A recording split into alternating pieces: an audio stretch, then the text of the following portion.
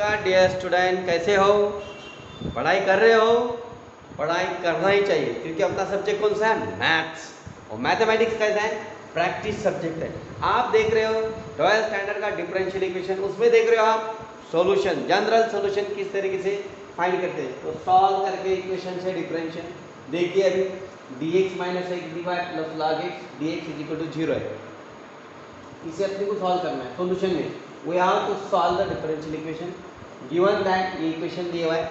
यहाँ पे ये एक dx इंडिकेट कर रहा है, ये भी dx इंडिकेट कर रहा है, तो ये log x का टर्म dx इंडिकेट पास में लिखा, इसमें से dx कॉमन निकाल लिया और ये टर्म राइट हैंड साइड में ट्रांसफर कर दिया। अब यहाँ पे क्या करना है आपने, ये 1 प्लस log x है बराबर है, और ये x इधर मल्टीप्लाई इधर डिवाइड कर दो into dx is equal to कितना आ गया? dy आ गया यहाँ तक। अब ये हो गया वेरिएबल सेपरेबल फॉर्म। इस पे क्या करेंगे? By using integration both side, इसको सेपरेट करो 1/x आएगा प्लस यहाँ पे 1/x into log x consider करो dx, और यहाँ पे आएगा इंटीग्रेशन dy। वेरी सिंपल, ये 1/x किया अपन ने, इसको स्प्लिट किया अपन ने इस टर्म को।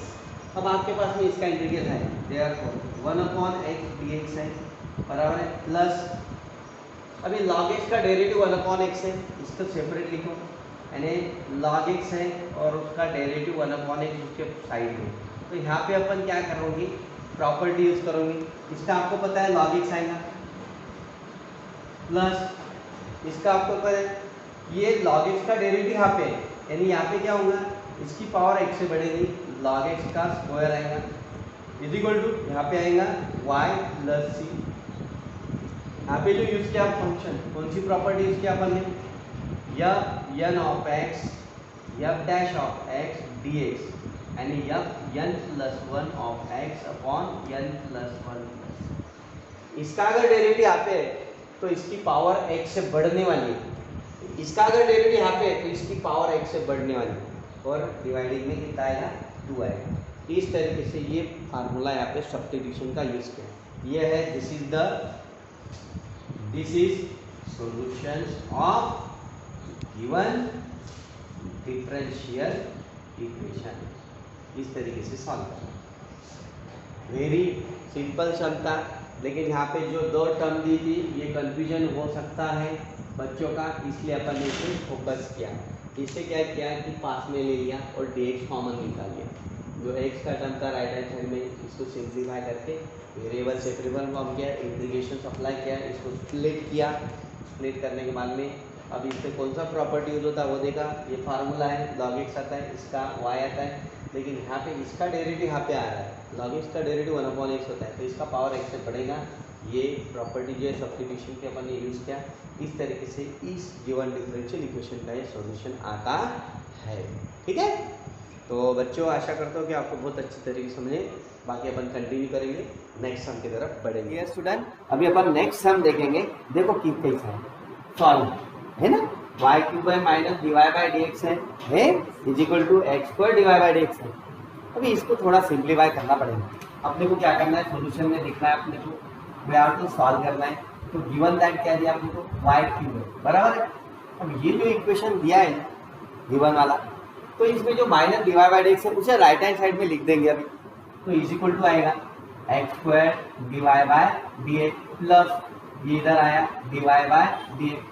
देखो भाई पता है ना, डेरिवेटिव जब आप सिंपल है, जब आप इक्वेशन सॉल्व कर रहे हो तो dy बाई dx एक ही चाहिए, फर्स्ट ऑर्डर चाहिए, और डिग्री भी कितनी चाहिए? 1 चाहिए, और वो एक ही फंक्शन रहेगा ना। अगर आपको वेरिएबल सेपरेबल फॉर्म करना है तो dy बाई dx दो चाहिए क्या? फिर इसे ट्रांसफर करो, अब उसमें से dy बाई dx कॉमन आएगा, कॉमन आने के बाद में x² प्लस 1 बनेगा यहाँ पे, ये आ गया dy बाई dx, और इधर क्या है? y³ है। सिंपल है, और मैंने पहले बताया था आपको कि जो भी इंडिकेट करता है वो dy रहो या वो dx रहो, वो दोनों के दोनों फंक्शन न्यूमेरेटर में ही चाहिए, फिर वो एक साइड में रहो या अपोजिट साइड में रहो। मैंने आपको पहले ही कहा था कि वो न्यूमेरेटर में चाहिए, डिनोमिनेटर में कोई भी नहीं चाहिए। अब यहाँ पे dx डिनोमिनेटर में, तो उसे क्या करोगे? इधर है ना समझ में? मेरा कहना वही था ना, तुम्हारे समझ में जो आ रहा था वही बोल रहा था ना मैं भी। हाँ चलो, तो फिर इसे इधर लेके आओ। चलो भाई, ये dx आएगा और इधर मल्टीप्लाई तो इधर क्या हो जाएगा, डिवाइड हो जाएगा, इज इक्वल टू ये dy है, ये इधर में मल्टीप्लाई तो इधर क्या आएगा, डिवाइड हो जाएगा। कितना सिंपल था, बन जाएगा नहीं वेरिएबल सेपरेबल फॉर्म। अरे ज्यादा तकलीफ है में, अजीब बात नहीं भाई। हाँ चलो, तो ये होगा वेरिएबल सेपरेबल फॉर्म। अब इसे इंटीग्रेशन करना पड़ेगा। अब आपको मेथड तो पता ही चली, मेथड सबसे इम्पोर्टेंट है, नाम ही था उसका वेरिएबल सेपरेबल मेथड। ये तो कोई लोग बोलते हैं, कोई किताब में लिखे हुआ रहता ऑथर ऐसे वेरिएबल सेपरेबल फॉर्म, वही दोनों फॉर्म। कभी इसमें by using integration both side, तो इंटीग्रेट करो। चलो dx अपॉन जाएगा 1 प्लस एक्स स्क्वायर लिखो, या एक्स स्क्वायर 1 प्लस या नो पावर, यहाँ पे आएगा ये y पावर में लिखो। सिंगल अगर रहता है तो अपन लॉग लिखते थे डायरेक्ट, लेकिन उसका क्यूब है तो उसे ऊपर लेके जाएंगे तो उसकी पावर नेगेटिव बनेगी, नो प्रॉब्लम। तो यहाँ पे क्या बनता है, -3 हो गया, ये dy हो गया, आ गया है ना। अब इसका सोल्यूशन निकालें। अब ये आपको पता है इंटीग्रेशन का फार्मूला है, किसका है, tan इनवर्स x का। बहुत अच्छे बहुत अच्छे। तो ये आएगा tan इनवर्स x आएगा। देखो भाई, आपको अगर ये टॉपिक अच्छे से करना है तो इंटीग्रल के फार्मूले, डेरिवेटिव के फार्मूले, आपकी वो पूरे के पूरे फार्मूले ऐसे प्रिपेयर्ड होना चाहिए। रट्टा मत मारो, बार बार अगर शाम सॉल्व करते करोगे तो ऑटोमेटिकली बनते रहते हैं। इसका कोई इतना ये नहीं है, ये सब प्रैक्टिस का खेल है भाई, इसमें कोई तुर्रम नहीं है, कोई नहीं है, सब टीचर लोग प्रैक्टिस करता है। 20-20, 30-30 साल से पढ़ाते, वही तो प्रिपेयर्ड होता है ना। आपकी वो 20-20, 30-30 बार अगर पढ़ाई कर लेंगे, सॉल्व कर लेंगे एग्जाम्पल, तो आपके भी हो जाएंगे ना, है ना।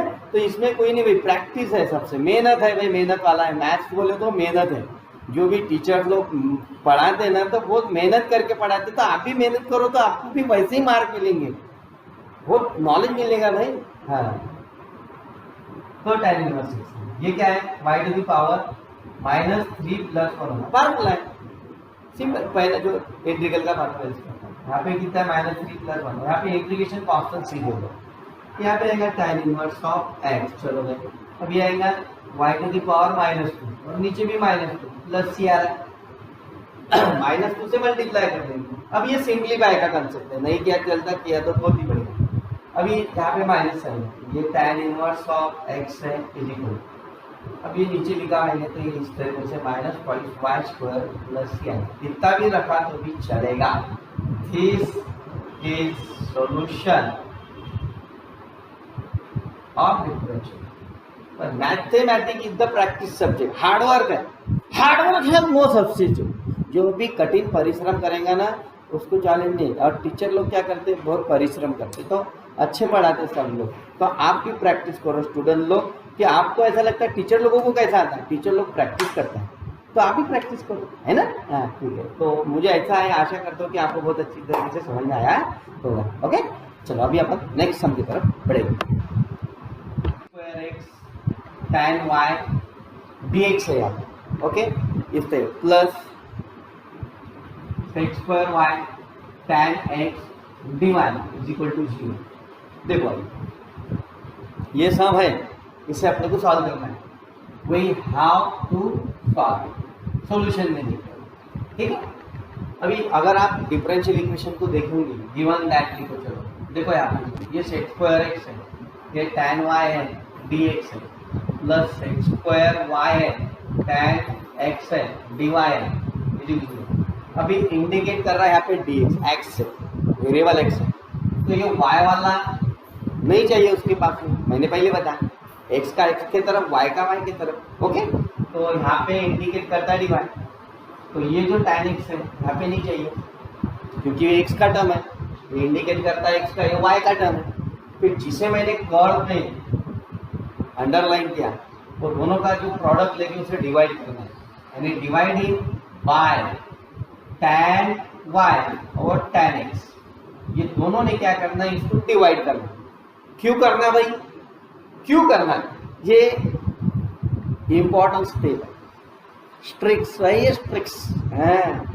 क्यों, वेरिएबल सेपरेबल फॉर्म बनता है उससे, क्या बनता है, वेरिएबल सेपरेबल फॉर्म। देखो ना कैसा बनता है। अभी देखो ये अगर इसे डिवाइड करेगा तो tan y क्या हो जाए, कट हो जाएगा, बचेगा क्या है भाई, sec स्क्वायर x अपॉन क्या बचेगा, tan x, यहाँ पे dx आ रहा है, प्लस अगर tan x इसे डिवाइड करेगा तो कौन कटेगा भाई, tan x कटेगा, क्या बचेगा, sec square y upon tan y बचेगा, यहाँ पे dy इज इक्वल टू 0 हो गया है ना separable form, variable separable form हो गया कि नहीं भाई। ये टेक्निक है वो, फिर इसलिए अपन ने उससे डिवाइड करा, बहुत सिंपल मेथड है, कोई दिक्कत का काम।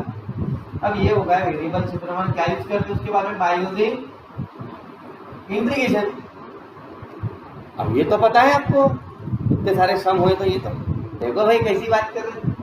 तो अभी इंटीग्रेशन ले लेंगे sec square x upon tan x, देख दोनों भी फंक्शन सेम है, सिर्फ वेरिएबल अलग है ना। देख लो यहाँ पे भी sec square y tan y है, यहाँ पे x का है, यहाँ पे y का, कोई दिक्कत नहीं, नो प्रॉब्लम। यहाँ पे कॉन्स्टेंट्स ऑफ इंटीग्रेशन से, कॉन्स्टेंट्स ऑफ इंटीग्रेशन।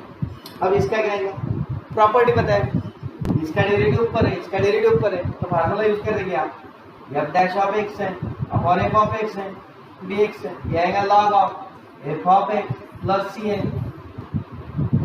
तो इसका क्या आएगा, log ऑफ क्या आएगा, tan x plus log of क्या आएगा, tan y is equal to, इसको भी log लेना, इंटीग्रेशन कांस्टेंट भी log के फॉर्म में लेना, क्योंकि दोनों भी log है।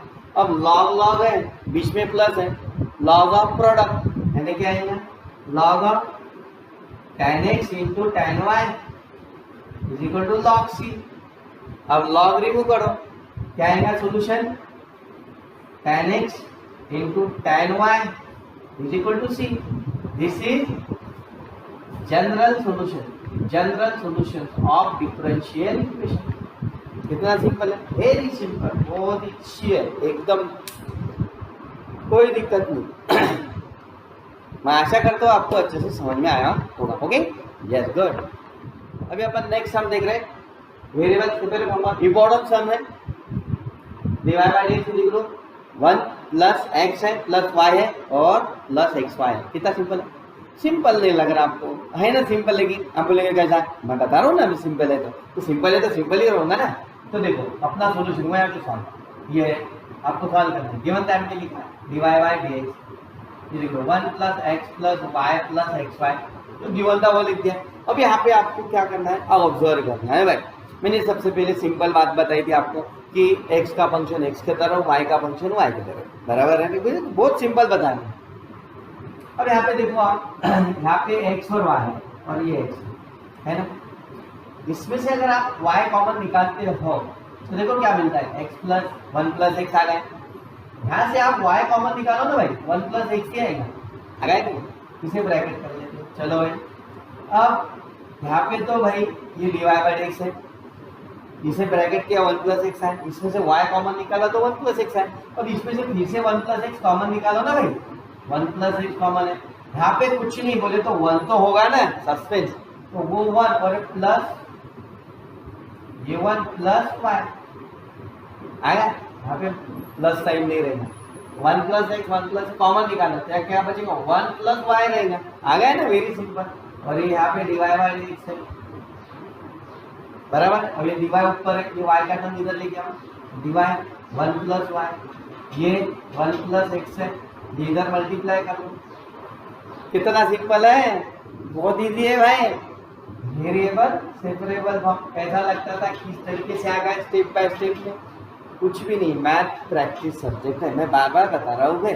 हाँ देखो भाई, खाना भी खाना है ना, तो अपने हाथों से रोटी चपाती वगैरह सब्जी वगैरह लगा के ना, फिर भी उसे चबाना पड़ता है 32 टाइम, फिर समझ में आया ना, बहुत उजाल हो गया। चलो आगे, तो इसे बाय क्या करेंगे, by using integration both side, ये आएगा डिवाइड बाय 1 प्लस y, ये भी आएगा 1 प्लस x इंटू dx। चलो भाई, अभी यहाँ पे क्या है, 1 प्लस y है, स्क्वायर वगैरह टर्म नहीं है, स्क्वायर रहता तो फिर वो 7 फार्मूले आते थे, लेकिन नहीं, डायरेक्ट लॉग का है, लॉग ऑफ 1 प्लस y आ जाएगा, कोई दिक्कत नहीं, इज इक्वल टू 1 है तो 1 का इंटीग्रेशन x आएगा, x का कितना आएगा x² प्लस c ले लिया, इंटीग्रेशन कांस्टेंट से c1 ले लो।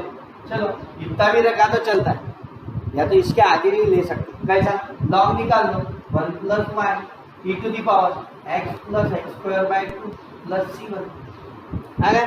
c1 को निकाल देखते हैं, e to the power x plus x² यहाँ पे c लिखो, क्यों e to the power c1 को क्या लिखा आपने c, इंटीग्रेशन कांस्टेंट से। This is general solutions of given differential equation, very simple, कोई बड़ी बात नहीं, बहुत सिंपल है। ठीक है, तो आज के लिए इतना है। देखो मैथ है, प्रैक्टिस करो, प्रैक्टिस सब्जेक्ट है, हार्ड वर्क है नो सब्स्टिट्यूट। मिलते हैं भाई, have a nice day, take care, bye.